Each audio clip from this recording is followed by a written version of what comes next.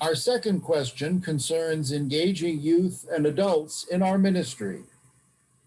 What leadership will you offer as our synod seeks to engage every generation in active ministry? Everyone from the greatest generation to Gen Z. The first to respond is Pastor Anna. Thank you, Steve. Cross-generational ministry is one of my passions. At French Creek, where I currently serve, I took a group of lay people to one of the cross-generational ministry conferences about 5 or 6 years ago, and we came back from that and developed a cross-generational educational program for our congregation.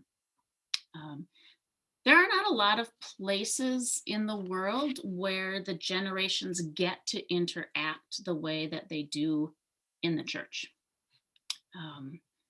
Especially many of our rural congregations in the La Crosse Area Synod, many of these congregations have multiple generations from the same families sitting together in their pews on Sunday morning. And I think that's really something to be lifted up and celebrated and built upon. There's really a beautiful thing that happens when those generations get together. So a story from that cross-generational educational ministry that we had at French Creek is we had a junior high boy who was a little surly, as sometimes happens in early teenagerdom, and mom was just having a struggle with this child wanting to participate in anything having to do with his faith life. And so it's kind of a forced situation. You're coming to church, you're coming to Sunday school. Towards the end of the year, she relayed a conversation that they had in their home. You know, get up, it's Sunday morning, it's time to go to church. Well, is Larry going to be there? I want to go if Larry's going to be there. Now, Larry is not related to this student, is in his 60s, but they had forged a connection around Bible study at the table. So that's just one of my passions. At the same time, though, I think that it's really important for people to have opportunities for affinity groups. You know, a lot of our congregations will have a quilters group or the Bible study of the retired ladies of the congregation, or the men who like to get together and clean up the cemetery.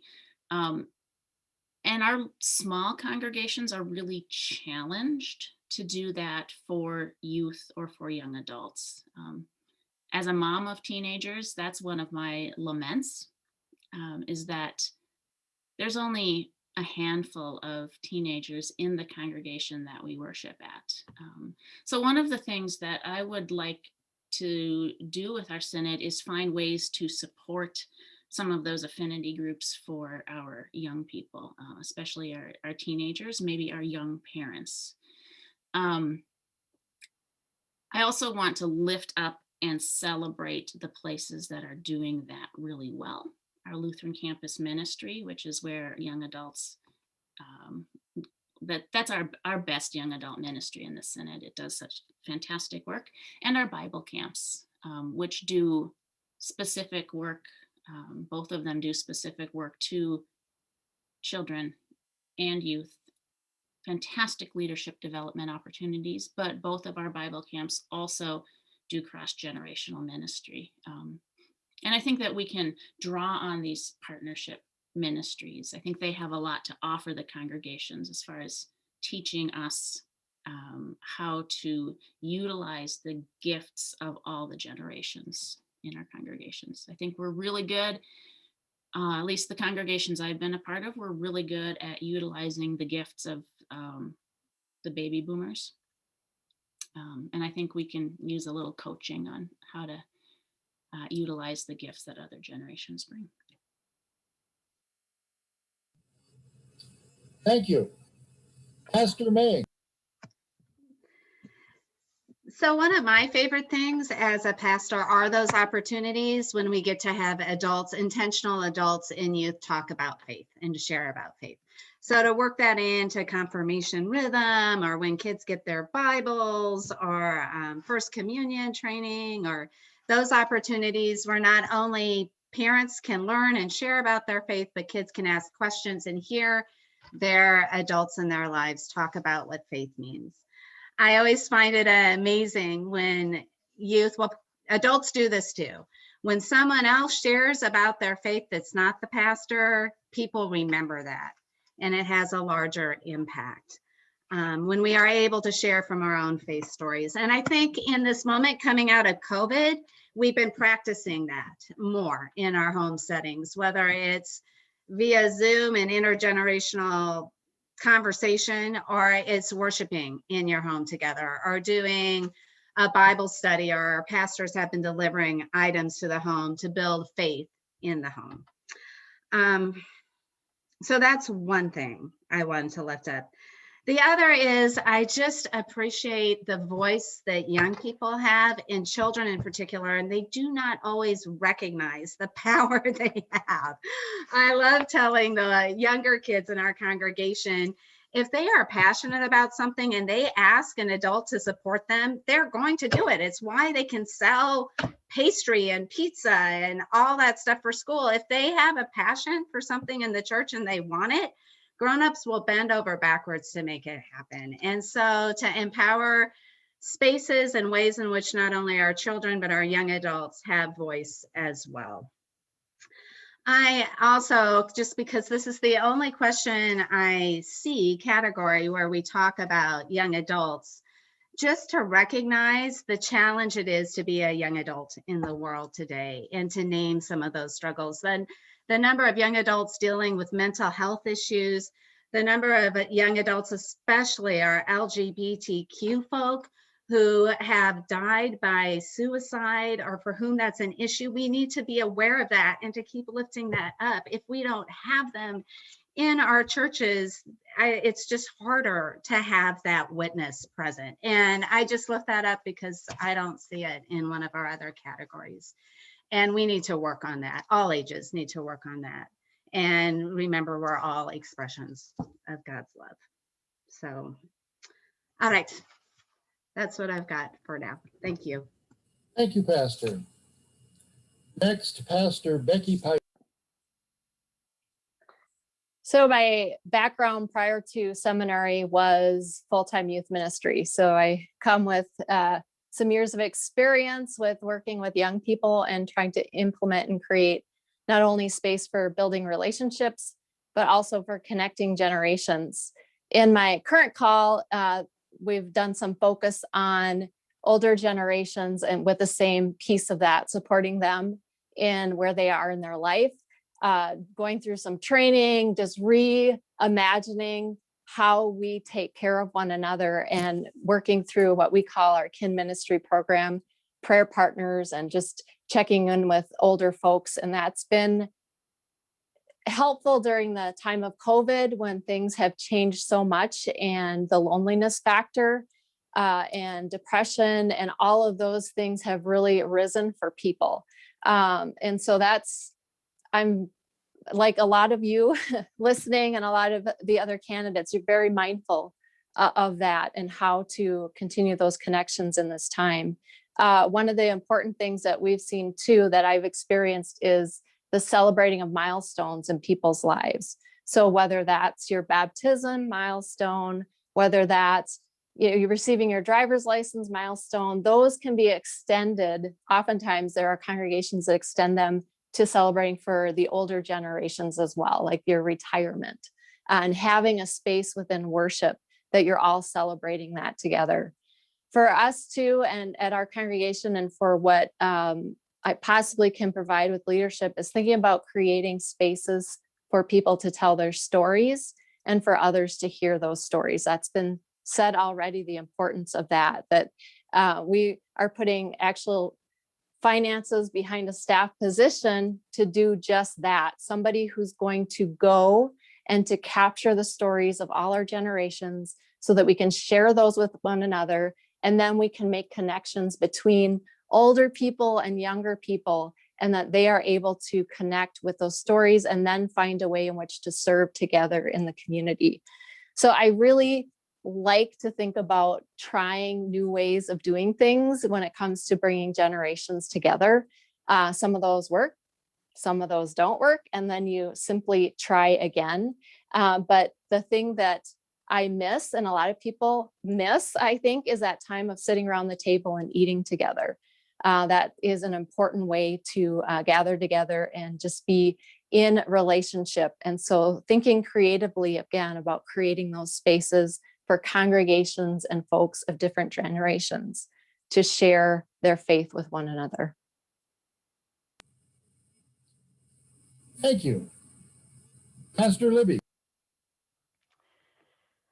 So when I'm thinking about the leadership I can offer as far as engaging all the generations, one of the things I've definitely missed over the past 12 years being in the Synod office is how is that I feel like I don't quite get that range of generational experience. I definitely miss that. One of the joys I have right now is I'm part of the becoming a Reconciling in Christ congregation in my own church. And to build on what Pastor Hoverston said about the challenges of being a young adult, I've gone so far as to say that it's disingenuous for our congregations to say they care about youth and young adult ministry at the same time they aren't paying attention to the way we welcome LGBTQIA people and care about racism in our world. That those, we can't say one without saying the other, because that's what our young people are caring about right now. When I'm sitting in that group on every other Wednesday evening, one of our members has a son who in his family, he has grown up just always being a part of whatever his parents are doing with and for the church. There's never been a barrier there for him to serve or to be active. And so he came in and he's like, is it okay if can I listen in? And we were talk about falling all over ourselves. We were all like, yes, Eli, of course you can be with us. So I think the mindset of youth and young adult ministry, I want to make sure I get to say two things here, is that it's less about program and much more about the mindset of access and relationship building and value that we place on, not that young people would be engaged in our ministry, but that we as a church would value the ministry of young people, what they do as generous, caring, kind, faithful people living out their baptism. Another young person in my church, she makes cupcakes, and all the proceeds from her cupcakes go for community service actions. And then finally, I'd like to say from a Synod office perspective, what I really hope to see us build and do is support those places and things like our camps and campus ministries, but even more so our ELCA youth and young adult ministries that are excellent, like Young Adults in Global Mission, like our Border Servant Corps, like the Lutheran Year stuff, Lutheran Campus Ministries, and find more, as a colleague said to me this morning, find more on-ramps. We do this really well in some places in our church, and we need to connect our congregations and youth to those things. Thanks. Thank you. Pastor Becky Swanson. Yeah, I have said through most of my ministry that children, youth, and young adults are not the future of the church. They are the church right now. They are part of the church right now. And as someone who might be called into the Synod office by this area, it would be my focus to figure out a way that we share those stories and those passions, especially for those congregations who are struggling to get a critical mass around youth and young people, so that they have a way to share stories of what they care about, where God is calling us through their passions and their baptismal calls, and also to connect them with caring adults, like we've been talking about as far as across the synod, right? I love the idea of being more aware across the synod of the what's going on in the congregations, and finding a way as the synod office to share those stories, whether that is in a podcast or we're a Zoom thing that we do together somehow, or if it is something else that I can't think of in this exact moment.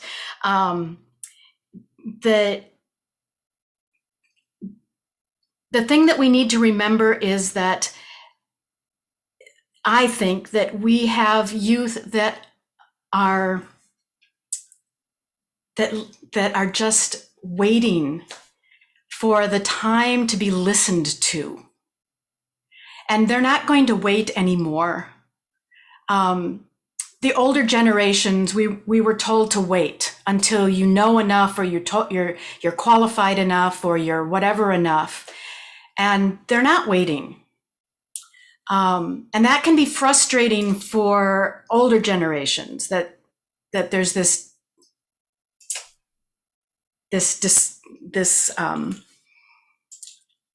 hard business of hearing one another. And so it would be my hope that my role would be to help us listen to one another, to make that space, that brave space, not necessarily a safe space, but a brave space where we can talk about the things that seem to divide the generations as well as divide us in other ways. And we have to do that intergenerationally, or we're leaving out part of the church. It's a huge passion of mine. And that would be my prayer, that I would be able to do that. Thank you. Thank you. Pastor Steve. Thank you. This also is a passion for me. I try to think of what has shaped me as a pastor, what led me to being a pastor, and I think of people. I think of my parents, but I think of Sunday school teachers.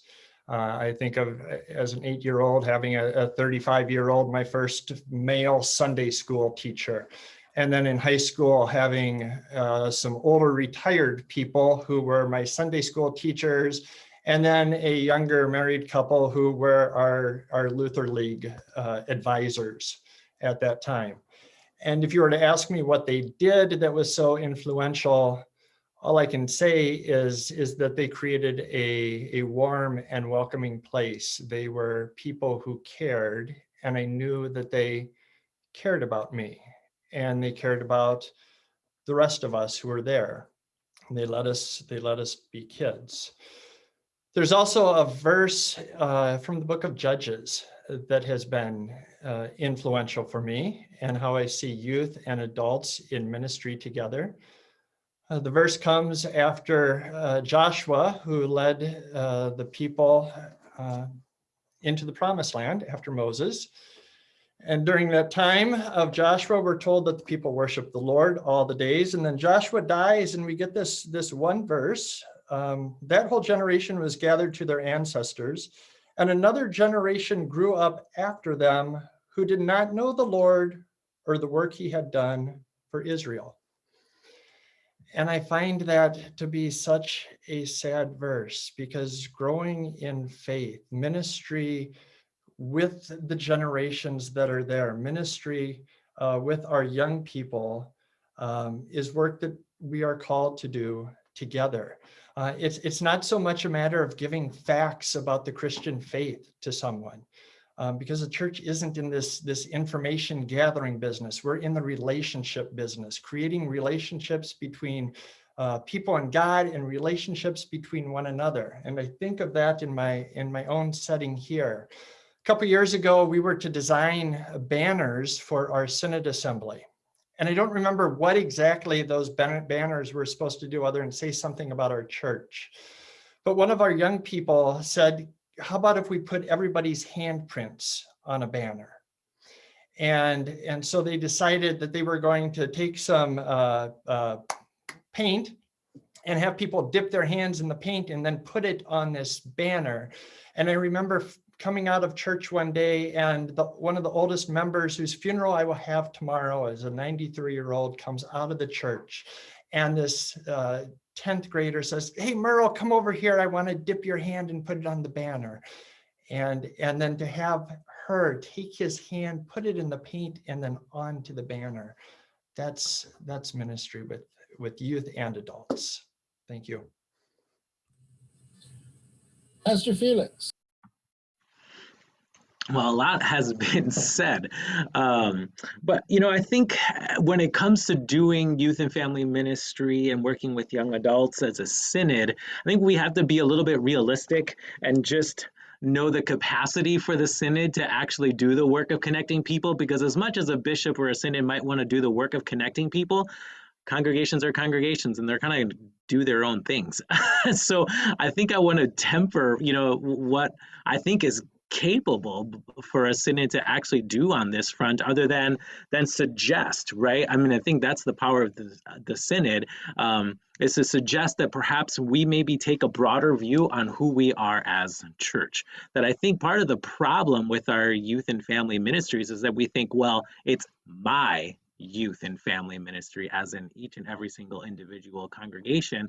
And I think we need to expand our imagination to be able to think about our collective ministry as the Lutheran Church in the La Crosse area, right? And I think about, there's a little church on the other side of town here, and they don't have really enough to do a VBS over the summers. And so we got into relationship with them, say, hey, bring your kids here. We have a larger facility. We can handle it. We've got some more kids. We can bring it together. And so we've done that the last couple of years, not last summer because of COVID, but that had a great effect on both congregations, right? The vitality of both congregations was uplifted by our joint work together. And I think inspiring more of that kind of work. I know it's been done in the La Crosse area, because I know when I was a camp counselor at Sugar Creek, I did a couple of those camps that did bring churches together. But that ultimately ended up lifting up the life of each congregation, not just of one in particular. And I think that's maybe the role of the synod, is to say we need to do this together to expand our imagination. And the other piece that maybe I would lift up is maybe to expand the synod's capacity to develop resources.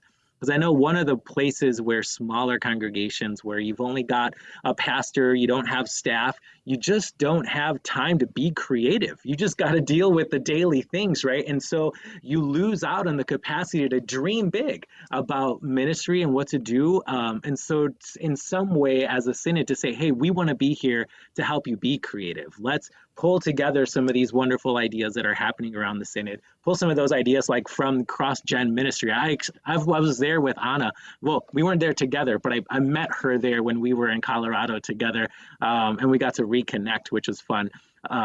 But, taking some of those great ideas that are coming from people like Rich Melheim over there at CrossGen and some other places that are doing some amazing things, to say, as a synod, we want to provide these resources to you as congregations, and also possibly be a bridge so that we can stop thinking of each individual congregation trying to do it all for themselves, and think of ourselves as a broader ministry for the sake of the people in this area.